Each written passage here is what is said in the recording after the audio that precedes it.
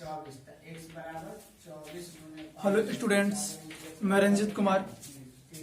बच्चे आज की स्थिति में घर पर रहें, सुरक्षित रहें, परंतु अपने स्टडी को कंटिन्यू रखें। और आपकी सिलेबस की कंटिन्यूटी को ध्यान में रखते हुए मैं आज आपके लिए एक नए वीडियो सेशन लेकर आया हूं। आज की वीडियो सेशन में बच्चे इलेक्ट्रिसिटी क्लास 10 कूलम्ब्स लॉ का अध्ययन करेंगे।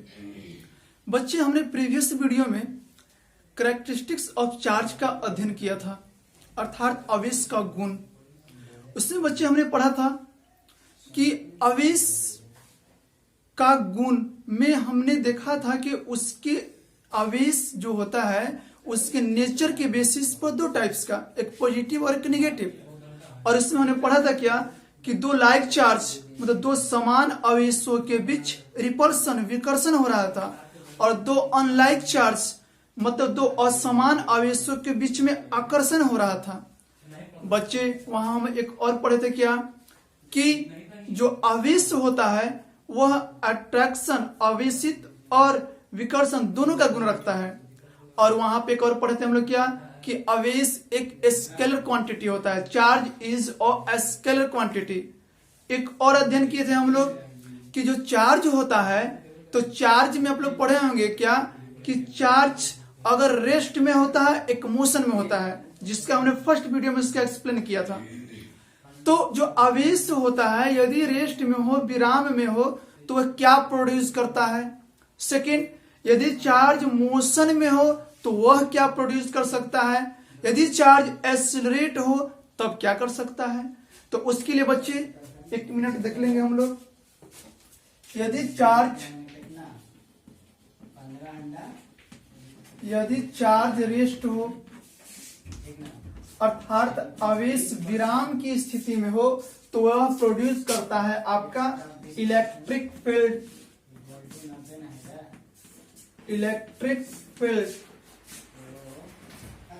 विद्युतीय क्षेत्र। अब एक चीज बताइएगा आप लोग, मैं आपको बताया था आवेश का प्रॉपर्टीज में कि charge can not exit without mass, but mass can be exit without charge. अर्थात जो आवेश था वह बिना मास का एग्जिट नहीं कर सकता है, लेकिन मास विदाउट चार्ज एग्जिट करता है। अर्थात जहां चार्ज होगा, आवेश होगा, उसकी क्या होगी, कुछ ना कुछ मास होगा, द्रव्यमान होगा। और जिस आवेश के पास द्रव्यमान होगा वह द्रव्यमान को अर्थ क्या करेगा, अपनी तरफ अट्रैक्ट करेगा, खींचेगा, जिससे हम लोग पढ़ चुके हैं क्लास 9th में ग्रेविटेशनल फोर्स, गुरुत्वाकर्षण बल। तो यह चार्ज यदि रेस्ट में है तो इलेक्ट्रिक फील्ड तो प्रोड्यूस करेगा ही, साथ साथ में ग्रेविटेशनल फील्ड फोर्स को भी प्रोड्यूस करेगा। ग्रेविटेशनल गुरुत्वाकर्षण क्षेत्र या ग्रेविटेशनल फोर्स, गुरुत्वाकर्षण क्षेत्र या ग्रेविटेशनल फोर्स को प्रोड्यूस करेगा। इसलिए लिख दिया जाता है कि यदि चार्ज रेस्ट में हो तो वह इलेक्ट्रिक फील्ड और ग्रेविटेशनल फील्ड दोनों को प्रोड्यूस करता है। यदि चार्ज आपका मोशन में हो, गति में हो, तो बच्चे जब चार्ज मोशन में होता है वह तो इलेक्ट्रिक फील्ड तो प्रोड्यूस करेगा ही, इलेक्ट्रिक फील्ड तो प्रोड्यूस करेगा ही, साथ में ग्रेविटेशनल फील्ड प्रोड्यूस करेगा ही। लेकिन यहाँ पे एक चीज और प्रोड्यूस करता है, वो आपका होता है मैग्नेटिक फील्ड। मैग्नेटिक फील्ड, इसका मतलब यदि आवेश यदि गति में हो तो वह विद्युतीय क्षेत्र, गुरुत्वाकर्षण क्षेत्र और चुंबकीय क्षेत्र तीनों उत्पन्न करता है। मैंने बता दिया कि गुरुत्वाकर्षण क्यों हुआ, क्योंकि आवेश के पास क्या होता है, मास, और उस मास को अर्थ क्या करेगा, अपनी तरफ अट्रैक्ट करेगा। यदि चार्ज एक्सीलरेट करे, आपने बच्चे 9th में एक्सीलरेशन पढ़ा होगा, तो आपने पढ़ा होगा एक्सीलरेशन त्वरण, the rate of change of velocity. मतलब उसके वेग में परिवर्तन की दर त्वरण कहलाता है। यदि चार्ज एक्सीलरेट करता है तो बच्चे आप याद रखिएगा यह क्या करता है, यह एनर्जी को रेडिएट करता है, यह एनर्जी को रेडिएट करता है अर्थात ऊर्जा को उत्सर्जित करता है। तो बच्चे ये 3 टॉपिक आप याद रखिएगा। साथ में एक और आप भी बोले कि charge is a scalar quantity, charge is a scalar quantity. तो बच्चे अब हम लोग पढ़ने जा रहे हैं कूलम्ब्स लॉ। कूलम्ब्स लॉ आखिर होता क्या है, उसकी आवश्यकता क्यों पड़ी।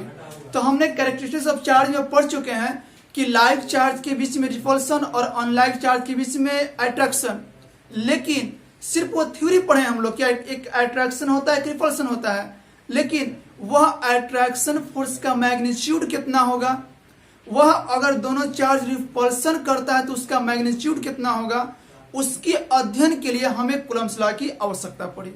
क्लियर। अब नेक्स्ट हम लोग पढ़ेंगे कूलम्ब्स लॉ होता क्या है।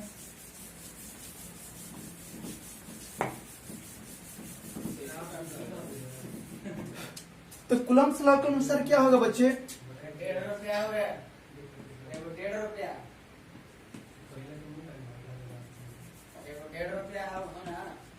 The force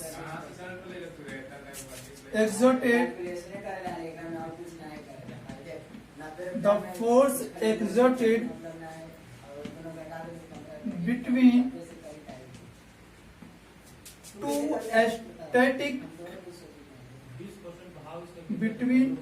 two static point charge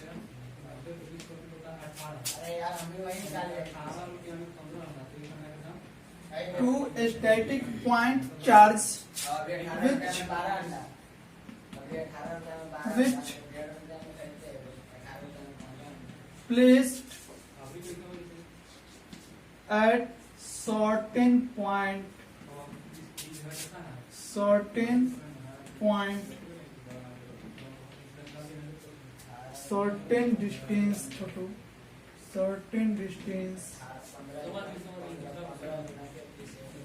certain distance। हमने यहाँ क्या लिखा कि the force exerted between two static point charge which placed at certain distance. अब बच्चे दो चार्ज के बीच में जो अट्रैक्शन जो रिपल्सन लग रहा था वह डिपेंड करता था उसके नेचर पर कि कौन सा नेचर है। अब अगर मान लें कि हमें कूलम्ब्स लॉ की आवश्यकता पड़े कि वह जो अट्रैक्शन रिपल्सन हो रहा है वह किस पे डिपेंड कर रहा है, वह कितना लग रहा है अर्थात उसका मैग्नीट्यूड कितना है, इसके लिए हमें आवश्यकता पड़ी कूलम्ब्स लॉ की। अब बच्चे यहाँ मैं लिखा हूँ स्टैटिक पॉइंट चार्ज। अब एक चीज हल्का सोचिएगा कि दो चार्ज है, एक Q1 यहाँ कि Q2 यहाँ, तो दोनों चार्ज का जो पॉइंट है यह दोनों पॉइंट स्टैटिक मतलब क्या रेस्ट में होना चाहिए। यदि यह दोनों मोशन में होता तो आप इसके बीच कितना फोर्स लगता है इसको डिटरमाइन करने में परेशानी होती है। क्यों? क्योंकि जब मोशन करता तो आप सर्टेन डिस्टेंस को फॉलो नहीं कर पाते हैं, अर्थात यह दोनों पॉइंट होना चाहिए चार्ज का वह स्टैटिक होना चाहिए। तो हमने क्या लिखा, the force exerted between two static point charge which placed at certain distance. और दोनों जब चार्ज होगा दोनों के बीच क्या होगी, एक सर्टेन डिस्टेंस होगा, एक निश्चित दूरी होगी। इट्स फोर्स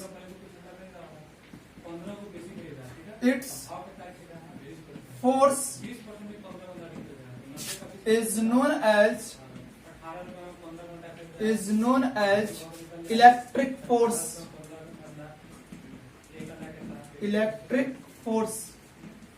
और यह दोनों स्टैटिक चार्ज के बीच में जो फोर्स लगता है उस फोर्स को हम लोग बोलते हैं इलेक्ट्रिक फोर्स, विद्युत बल। अब मान लेते हैं कि यह इलेक्ट्रिक फोर्स जो लगा it's exerted force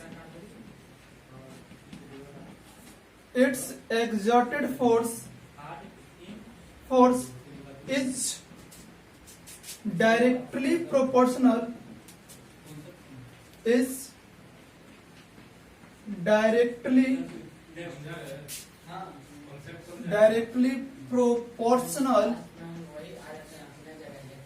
directly proportional to the product of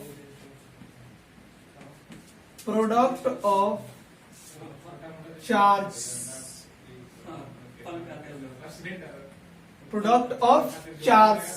and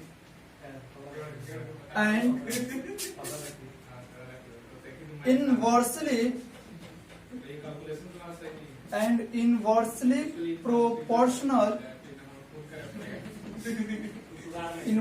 proportional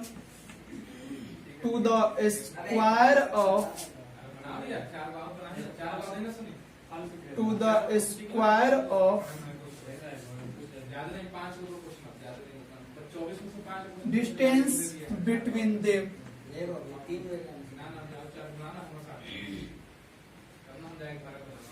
देखिए मैंने क्या लिखा, यहाँ तक क्लियर था। यहाँ देखिए, इट्स एक्सर्टेड फोर्स, जो दोनों आवेश के बीच में जो फोर्स लग रहा है वो फोर्स डायरेक्टली प्रोपोर्शनल किसका होता है, प्रोडक्ट ऑफ चार्ज। यह Q1 और Q2 दोनों के प्रोडक्ट, दोनों के मल्टीप्लाई के डायरेक्टली प्रोपोर्शनल अर्थात समानुपाती होता है, और inversely proportional to the square of distance between them, और दोनों के बीच के दूरी के वर्ग के व्युत्क्रम अनुपाती होता है। इट्स स्टेटमेंट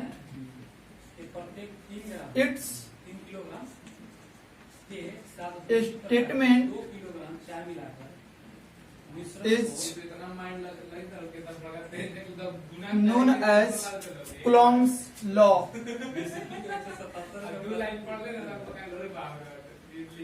Coulomb's law, और यह पूरा स्टेटमेंट, यह पूरा कथन Coulomb's law कहलाता है। क्लियर?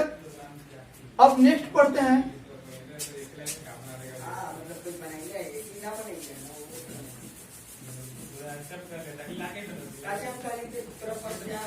बच्चे जो भी दिक्कत हो कमेंट में जरूर बताएं। अब नेक्स्ट पढ़ते हैं बच्चे हम लोग क्या, कि वी एज्यूम या we suppose that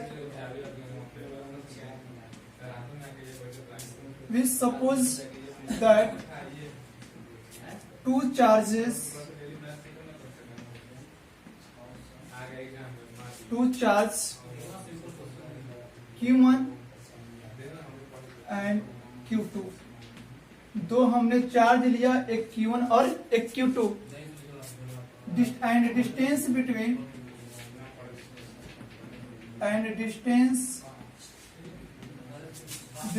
between them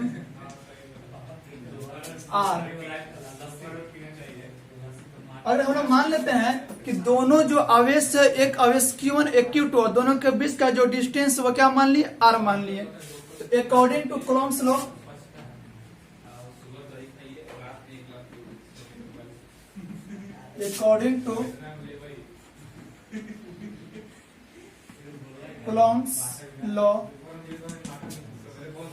Coulomb's law के अनुसार दोनों के बीच फोर्स क्या पढ़े थे कि डायरेक्टली प्रोपोर्शनल होता है, समानुपाती होता है दोनों के आवेश के प्रोडक्ट के। तो दोनों का आवेश Q1 Q2, तो Q1 इंटू Q2, इसे मान लीजिए फर्स्ट।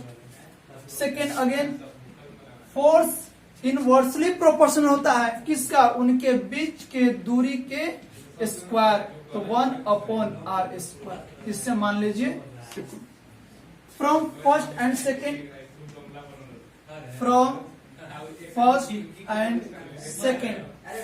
फर्स्ट और सेकेंड चलेंगे बाबू। तो F Q1 Q2/r² लिख सकते हैं। देखिए दोनों का प्रोडक्ट का डायरेक्टली प्रोपोर्शनल और उनके डिस्टेंस के स्क्वायर का इनवर्सली प्रोपोर्शनल है। अब अगर प्रोपोर्शनलिटी का साइन हटाते हैं तो इक्वल चेंज करने के लिए कांस्टेंट देते हैं, तो इसके लिए यहाँ पे कांस्टेंट रूप में K Q1 Q2/r², यही बच्चे आपका कोलंबियन फोर्स, वेयर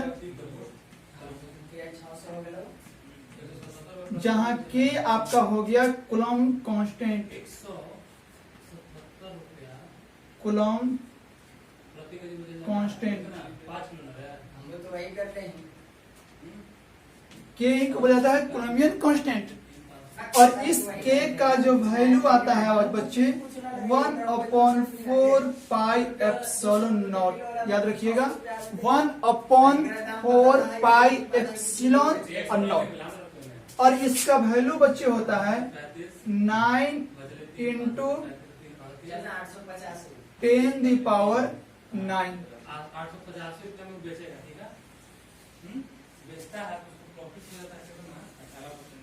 बच्चे यहाँ पे स्पेस छोड़ा है, यहाँ पे यूनिट लिखा जाएगा, वह यूनिट क्या होगा हल्का विचार कीजिए।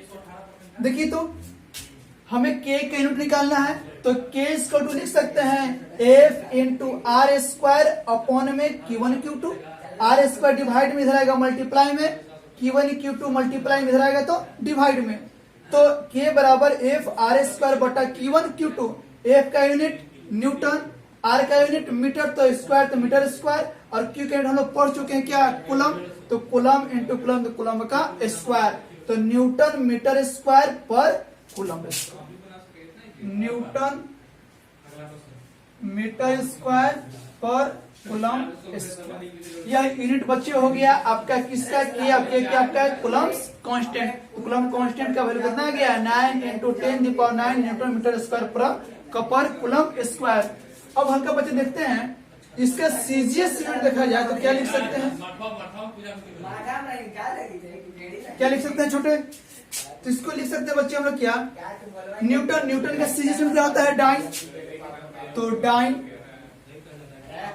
मीटर का सीजीएस सेंटीमीटर, तो डाइन सेंटीमीटर स्क्वायर, और कूलम हम लोग बच्चे पढ़े थे कि चार्ज का सीजीएस यूनिट होता है क्या स्टेट कूलम, तो स्टेट कूलम का स्क्वायर भी लिख सकते हैं, या उसी को लिखा जाता है ESU, ESU। अब इसका स्क्वायर है तो इसको क्या कर दीजिए ESU का, इसे बोलते हैं electrostatic unit. Again repeat, electrostatic unit. तो ये सीजीएस यूनिट हो गया क्या, डाइन सेंटीमीटर स्क्वायर पर ESU का, ये आप इसका वैल्यू निकल गया, के का एसआई यूनिट और सीजीएस यूनिट। के का वैल्यू क्या 9 × 10⁹। अभी एप्सिलॉन नॉट के बारे में हल्का विचार करेंगे। देखिए बच्चे आप लोग हल्का बताइएगा क्या कि आपने क्लास 9th में पढ़ा होगा यूनिवर्सल ग्रेविटेशनल लॉ, या जिसे बोलते हैं हम लोग न्यूटन्स लॉ ऑफ ग्रेविटेशन। उसमें बच्चे आपने क्या पढ़ा होगा कि दो ऑब्जेक्ट के बीच लगने वाला अट्रैक्शन फोर्स क्या कहला रहा था, और दोनों के बीच के प्रोडक्ट के डायरेक्टली प्रोपोर्शनल, और दोनों के बीच के डिस्टेंस के स्क्वायर के इनवर्सली प्रोपोर्शनल। अब वहां पर क्या पढ़े होंगे कि F = Gm1m2/I², जहां पे कैपिटल जी को बोला जा रहा था आपका ग्रेविटेशनल कांस्टेंट, जिसका वैल्यू बच्चे क्या हो रहा था 6.67 × 10⁻11 न्यूटन मीटर स्क्वायर पर केजी स्क्वायर। वहां केजी, यहाँ पर क्या आ गया आपका कूलम, और कोई डिफरेंस नहीं। अब बच्चे हल्का आप लोग ये बताइएगा, हल्का सोचिएगा कि यहाँ भी आप वही लिखे हैं, आपने क्या यूनिवर्सल लॉ ऑफ ग्रेविटेशन में भी आपने वही लिखा था, सिर्फ हमने M1 M2 कर दिया था, यहाँ Q1 Q2 कर दिया। तो दोनों में बच्चे क्या डिफरेंस है, वहां M1 M2 यहाँ Q1 Q2 तो है ही, लेकिन है तो दोनों ऑब्जेक्ट ही, दोनों तो है तो सबस्टांसेस ही। तो आप बताइए दोनों में क्या डिफरेंस क्या है, यूनिवर्सल लॉ ऑफ ग्रेविटेशन अर्थात न्यूटन्स लॉ ऑफ ग्रेविटेशन और कूलम्ब्स लॉ में। बच्चे हल्का सोचिए बताइए, देखिए दोनों में क्या डिफरेंस है। आपने पढ़ा होगा ग्रेविटेशनल में कि दोनों ऑब्जेक्ट के बीच में हमेशा अट्रैक्शन फोर्स लगता है। The attraction force between two any object is known as gravitational force, आपने पढ़ा होगा। और दो ऑब्जेक्ट के बीच में हमेशा अट्रैक्ट करता है, हमेशा आकर्षित करता है। लेकिन यहाँ पर देखिए, यहाँ पे क्या है कि यह दोनों चार्ज के बीच अट्रैक्शन भी होता है और रिपल्सन भी होता है। यह डिपेंड करता है इसके नेचर पर, कि वह नेचर में कैसा बिहेव कर रहा है, पॉजिटिव या नेगेटिव। आपको मैं बताया था कि there are two types of charge on the basis of nature. तो यदि प्लस प्लस माइनस माइनस तो repulsion, plus minus minus plus तो अट्रैक्शन, तो दोनों में डिफरेंस आप बच्चे याद रखिएगा कि कूलम्ब्स लॉ में अट्रैक्शन और रिपल्सन दोनों हो सकता है, लेकिन ग्रेविटेशनल लॉ में ओनली फॉर अट्रैक्शन होता है। क्लियर? अब बच्चे आगे बढ़ते हैं। जो भी दिक्कत हो बच्चे कमेंट में जरूर बताएं और पूरा वीडियो देखिए, तब समझ में आएगा। अब विचार करते हैं बच्चे, एप्सिलॉन नॉट क्या था? एप्सिलॉन नॉट जिसे बोला जाता है परमिटिविटी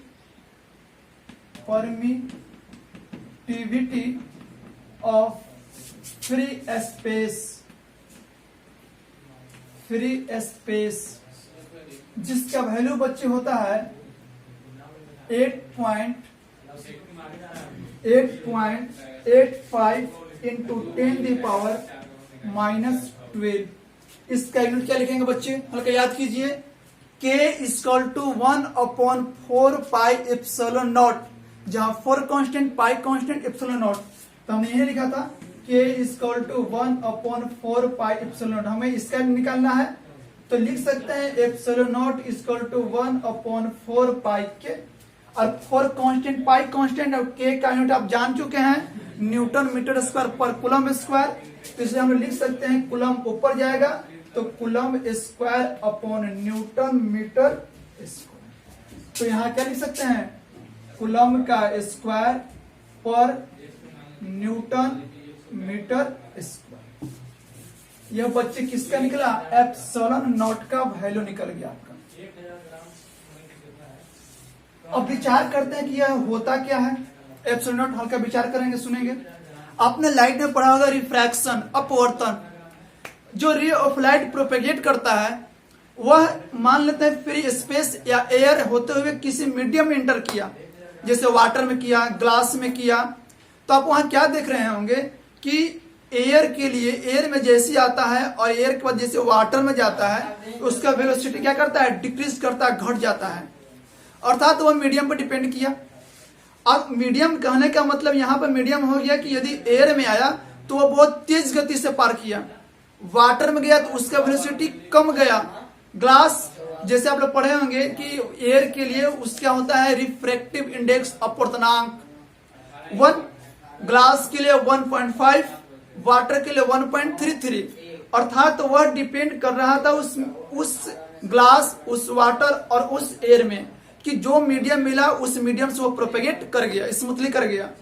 जस्ट उसी तरह यहाँ पे एप्सिलॉन नॉट ये बतलाता है कि इलेक्ट्रिक फील्ड को जो प्रोड्यूस करता है उसका प्रोपेगेशन, उसका फैक्टर क्या दर्शाता है। क्लियर? इसका अध्ययन हम लोग 12th क्लास में करेंगे, लेकिन इससे ये समझिए कि एप्सिलॉन नॉट जो होता है यह इलेक्ट्रिक फील्ड के फैक्टर को शो करता है।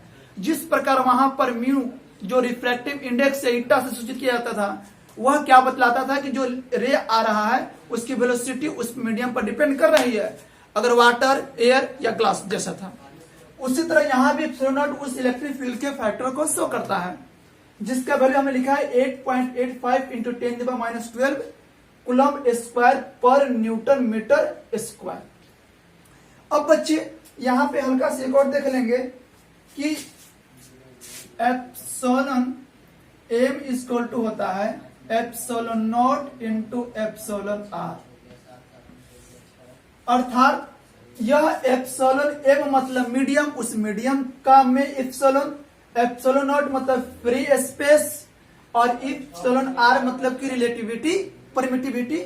और यह होता है, यह दोनों के प्रोडक्ट के बराबर कौन? तो वह मीडियम में जो प्रोपेगेट किया। अब बच्चे यहां तक क्लियर होना चाहिए, आई होप क्लियर। और अगर आपको समझ में नहीं आया तो कमेंट में जरूर बताएं।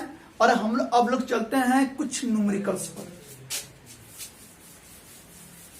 कुछ भी प्रॉब्लम हो बच्चे तो कमेंट में बतलाएं और फुल वीडियो देखिए। बच्चे एक न्यूमेरिकल क्या है? एक न्यूमेरिकल है आपका, if 2 point charge, if 2 point charge of 2 microcoulomb microcoulomb and 8 microcoulomb, ये माइनस में microcoulomb are placed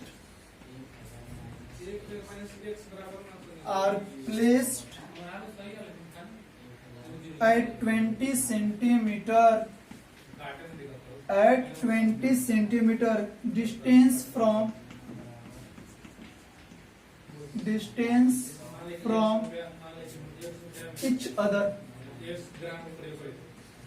each other.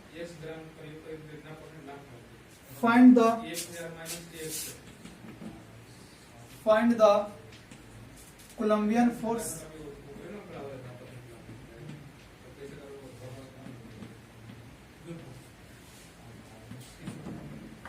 बच्चे क्वेश्चन क्या है देखिए, if 2 point charge of 2 microcoulomb and -8 microcoulomb are placed at 20 centimeter distance from each other, find the Coulombian force. जो दो point है वो दोनों पॉइंट में चार्ज का वैल्यू दे दिया गया है और दोनों के बीच का डिस्टेंस भी मालूम है, तो दोनों की जो कितना फोर्स लगेगा। तो बच्चे मान लेते हैं दो पॉइंट है, इस पॉइंट का मान लेते हैं Q1, इसको मान लेते हैं Q2 और इसका वैल्यू मान लेते हैं 2 दिया है, इसका -8।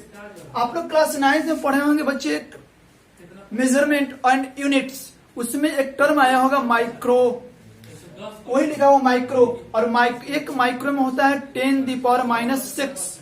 यहाँ 2 माइक्रो तो 2 × 10⁻⁻⁶, 10⁻⁻⁶।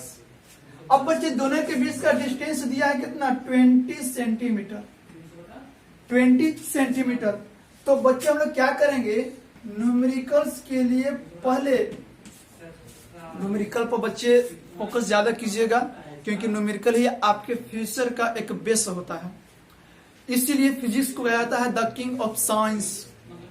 अब बच्चे न्यूमेरिकल के हम लोग क्या करते हैं, पहले लिखते हैं Q1 क्या दिया है, तो Q1 = दिया है 2 × 10⁻⁻⁶ कूलम। Q2 दिया है बच्चे -8 × 10⁻⁻⁶ कूलम और डिस्टेंस दिया है 20 सेंटीमीटर। अब देखिए यह भी कूलम में है, यह भी कूलम में है, लेकिन यह सेंटीमीटर में है, इसे बदल देंगे किसमें, मीटर में। तो क्या लिख सकते हैं, 20 × 10⁻² मीटर। कोई दिक्कत, अपन में 100 से डिवाइड किए हैं तो 100 क्या लिख सकते हैं, 10⁻²। अब बच्चे हम लोग according to Coulomb's law F = K Q1 Q2 upon R²। K का वैल्यू आप जानते हैं 9 × 10⁹ और Q1 का वैल्यू दिया हुआ है 2 × 10⁻⁻⁶ और यह दिया है आपका -8 × 10⁻⁶ और डिस्टेंस 20, तो 20 × 10⁻² का स्क्वायर। अब बच्चे इसे सोल्व किया जाए तो F = 9 × 2 × -8। देखो तो बच्चे -6 और -6 -12 और -12 और +9 तो -3, तो 10⁻³ अपॉन 20 का स्क्वायर 400 और -2 तो -4। अब बच्चे हम लोग क्या लिख सकते हैं, 9 × 2 = 18 × 8, निगेटिव पहले कर दीजिए, -3 ऊपर +4 जाएगा तो हो जाएगा +1 अपॉन 400 -18 × 8, 10⁻1 मीन्स ओनली 14, तो क्या लिख सकते हैं, कट गया, तो 18 × 8 अपॉन 40 मल्टीप्लाई कर दीजिए,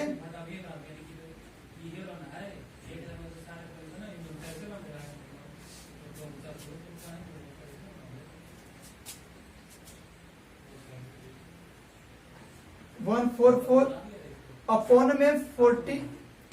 अब इसे सोल्व कीजिएगा तो लगभग आपका आंसर आ जाएगा क्या, कि 4 से मल्टीप्लाई कर दीजिएगा तो 4 3 जा 12 और 4 6 जा, और यह 0 पर जाएगा तो पॉइंट, और यह माइनस, तो -3.6 न्यूटन आपका आंसर आ गया। तो बच्चे हमने बताया था कि आपको कि दो चार्ज के बीच में या तो रिपल्सन या तो अट्रैक्शन, और वह होगा तो उसका मैग्नीट्यूड कितना होगा, कितना से आकर्षित या विकर्षित करेगा, तो उसका वैल्यू आ गया -3.6 न्यूटन। यहाँ जो माइनस बता रहे हैं फोर्स, आपने पढ़ा होगा फोर्स, कि force is the vector quantity, अर्थात बल एक सदिश राशि होती है, और वह जो होता है वह किस पे डिपेंड करता है, तो जो फोर्स होता है, जो वेक्टर क्वांटिटी होता है, उसका मैग्नीट्यूड और डायरेक्शन दोनों होता है। तो यहाँ नेगेटिव आपको डायरेक्शन शो करना है। क्लियर? अब आपको बच्चे दो न्यूमेरिकल देता हूं। दो न्यूमेरिकल में क्या है, आप लोग दो न्यूमेरिकल देता हूं, जिससे आप लोग कोशिश कीजिएगा, बनाइएगा, और बनाने के बाद कमेंट में जरूर बताइएगा। क्या है कि यह जो 2 था यहाँ पर शिफ्ट कर दीजिए 4, यहाँ पे कर दीजिए आप -6, दोनों के बीच का जो डिस्टेंस है वह कर दीजिए 30। First question clear? इसे बनाने के बाद कमेंट में जरूर बतलाइएगा। सेकंड प्रॉब्लम इसी में, यहाँ पे कर दीजिए 2 × 10⁻⁻7 कूलम, और यहाँ बच्चे आप लोग कर दीजिए 3 × 10⁻⁻7। अब दोनों के बीच का डिस्टेंस बच्चे हैं 30 सेंटीमीटर में। इससे भी बना लीजिएगा और इसे भी कमेंट में जरूर बतलाइए।